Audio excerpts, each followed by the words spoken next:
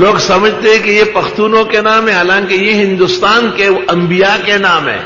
13 یا 17 پیغمبر ہندوستان میں آئے، اکثر کے نام خان گل، گل خان، گلزار، یہ نام ہے۔ بس دتا پارا خبر تعجب کی گا دا کم زیلی کی تحصیلی دلی مانا کہا تو تکر کے چھتاو خطوی دغا آسمان دے دغا جنت۔ اللہ، یہ پہلے ایک کتاب شائع ہوئی تھی حکیم الاسلام کے جواہر پار ہے، پھر شائع ہوئی تھی انسان کی فضیلت کا راز، اب وہ شائع ہو گئی ہے معجزات انبیاء، ادارہ اسلامیات لاہور سے شائع ہے۔ دارالعلوم دیوبند کے سابق محتمم اہل حق کے نظار و بصار عالم قاری محمد طیب صاحب نے دارالعلوم حقانیہ کوڑا خٹک میں سالانہ جلسے میں 4 گھنٹے تقریر کی، عشاء کے بعد صبح تک۔ قاری صاحب کی تقریر 4 اور 6 گھنٹے ہوتی تھی، اور اس میں مولانا یوسف بنوری، مولانا عبدالحق، مولانا شمس الحق افغانی جیسے لوگ کاپی لے کے بیٹھتے تھے۔ سلام، دیوبند کا محتمم تو ایسا ہو۔ اس میں ہندوستان کے انبیاء کا ذکر کیا ہے۔ ہندوستان سے مراد یہ 47 والا ہندوستان نہیں ہے، ہند اور سندھ۔ پیغمبر کی خدمت میں آدمی آیا، آپ نے پوچھا من اینا، اس نے کہا من الہند، کہا من الہند او السندھ ہما اخوان من ابن نوح، ہند اور سندھ 2 بھائی ہیں، نوح علیہ السلام کے پڑ پوتے ہیں۔ آپ کے بیٹے کنعان کا بیٹا ہے خوشنگ، جس کو کہتے ہیں خوشرنگ بھی، اور خوشرنگ کے پھر 2 بیٹے ہیں، ایک کا نام ہند ہے، دوسرے کا نام سندھ ہے۔ یہ سارے افغانستان اور یہ کاشغر اور چائنا اور یہ سارا برما، رنگون، یہ سب ہندوستان ہے، ہند اور سندھ۔ پھر اس میں سے ہند جو ہے اس کے بچے 60 ہیں، ان میں پشاور بھی شامل ہے، کاشغر بھی شامل ہے، کابل و زابل بھی شامل ہے۔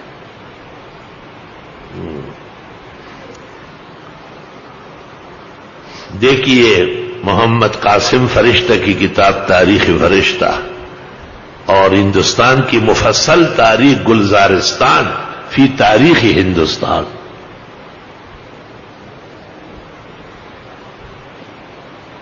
امام راضی کہتے ہیں تفسیر سورۃ یوسف میں 12ویں پارے میں ہندوستان گیا کیونکہ یہ ابراہیم علیہ السلام کا وطن ہے۔ یہ دیکھ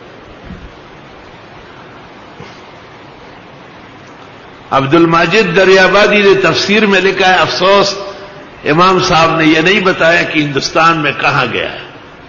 میں نے اس پر لکھ دیا پشاور آیا ہے، کیونکہ وہاں اوپر ایک قلعہ ہے، اس کا نام ہے جمرود، یہ اصل میں ہے نمرود، اور یہی دارالخلافہ ہے۔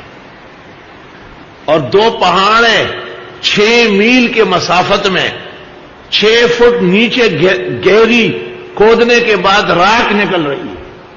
یہاں حضرت ابراہیم علیہ السلام کو جھلایا تھا، قلنا یا نار کونی بردم وسلاما علی ابراہیم۔ اور وہاں سے بچ نکلنے کے بعد نمرود نے اپنی بیٹی سارا دے دی انعام و اکرام میں کہ خدا کا قہر کم ہو جائے، اور مقامی لوگوں نے بھی ایک لڑکی پیش کی تھی خیبرہ، کہتے ہیں فشتون نام کا بیٹا ہوا ہے، آگے نسل چلی، مقدمہ تاریخ ابن خلدون ہوا۔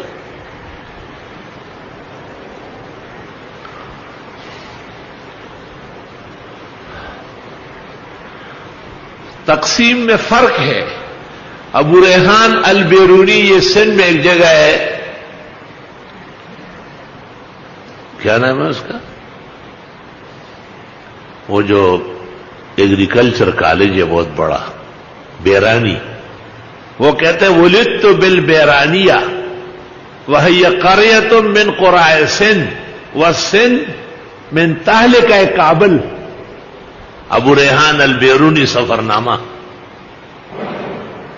کہتے ہیں میں بیرانیہ میں پیدا ہوا ہوں، یہ سندھ کی بستی ہے اور سندھ کابل کا ضلع ہے.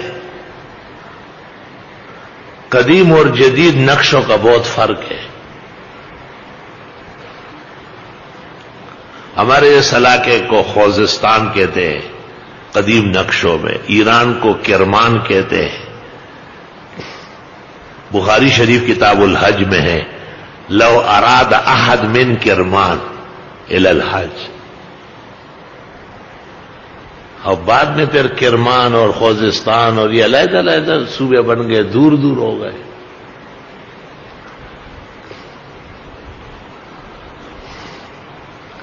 سندھ کے عروج اور زوال اور سندھ میں اور ہند میں مسلمانوں کی آمد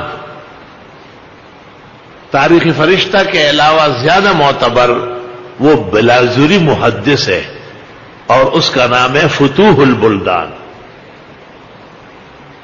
محمد بن قاسم کی آمد و تشریف آوری اور ان کا جہاد اور ملتان تک پہنچنا اور پیچھے سے عبد الرحمن سکسکی کا انہیں واپس بلانا اور سزا دینا، افسوس صد افسوس.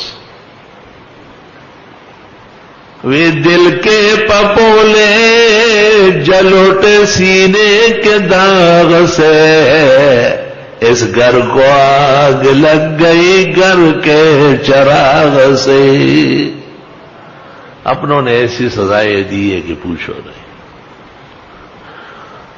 دل کے پپولے جل اٹھے سینے کے داغ سے اور اس گھر کو آگ لگ گئی گھر کے چراغ سے. اللہم صلی وسلم علی النبی وعلی آلہ واصحابہ وبارک وسلم علیہ.